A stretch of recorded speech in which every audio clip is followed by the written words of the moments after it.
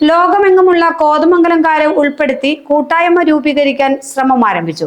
വിദേശ രാജ്യങ്ങളിലുള്ള കോതമംഗലം സ്വദേശികൾ തന്നെയാണ് ഉദ്യമത്തിന് പിന്നിൽ. കോതമംഗലത്തിന്റെ വികസനം കൂടി ഇതിന് പിന്നിലെ ലക്ഷ്യമാണ്. ഇതുമായി ബന്ധപ്പെട്ട പ്രഥമ യോഗം ശനിയാഴ്ച കോതമംഗലത്ത് നടക്കും. ലോകത്ത് എല്ലാ രാജ്യങ്ങളിലും കോതമംഗലം സ്വദേശികളുടെ സാന്നിധ്യമുണ്ട്.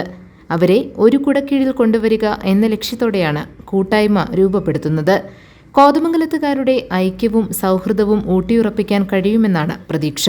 ക്യാമ്പയിന് വലിയ പിന്തുണ ലഭിക്കുന്നുണ്ടെന്ന് നേതൃത്വം നൽകുന്നവരിൽ ഒരാളായ ഷോയി കുര്യാക്കോസ് പറഞ്ഞു.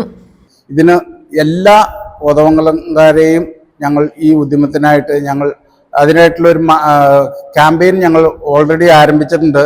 അതിന് വേണ്ടിയിട്ട് ഓരോരുത്തരും രജിസ്റ്റർ ചെയ്തിട്ടുണ്ട്. ഏകദേശം ഒത്തിരി നമ്പേഴ്സ് ഓൾറെഡി രജിസ്റ്റർ ചെയ്തു. അതുപോലെ തന്നെ അവർക്കായിട്ടുള്ള ആവശ്യങ്ങളെല്ലാം ഒരേ പ്ലാറ്റ്ഫോമിൽ ഇതിനു വേണ്ടിയിട്ട് ഒരു സോഫ്റ്റ്വെയർ നമ്മൾ ഡെവലപ്പ് ചെയ്തുകൊണ്ടിരിക്കുന്നു. അപ്പോൾ ഇവിടെയൊന്നും വരാതെ തന്നെ അവരുടെ ഏറ്റവും വേണ്ടപ്പെട്ട ബന്ധുമിത്രാദികൾക്കോ അല്ലെങ്കിൽ അവർക്ക് വേണ്ടതായ കാര്യങ്ങളെല്ലാം അവിടെ നിന്നുകൊണ്ട് ഒരു ഇമെയിലിലോ അങ്ങനെയൊക്കെ ആയിട്ട് നമുക്ക് ചെയ്തു കൊടുക്കാനും വിദേശങ്ങളിലുള്ള കോതമംഗലംകാരെ സഹകരിപ്പിച്ച് കോതമംഗലത്തിന്റെ വികസനം സാധ്യമാക്കാനും കൂട്ടായ്മയിലൂടെ കഴിയും. ഇക്കാര്യങ്ങളും ഇതിനകം ചർച്ചയായിട്ടുണ്ട്.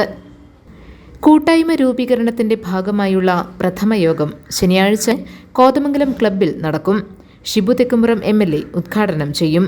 വിപുലമായ യോഗം ഗൾഫിൽ നടത്താനുള്ള ഒരുക്കങ്ങളും ആരംഭിച്ചെന്ന് സംഘാടകർ വ്യക്തമാക്കി.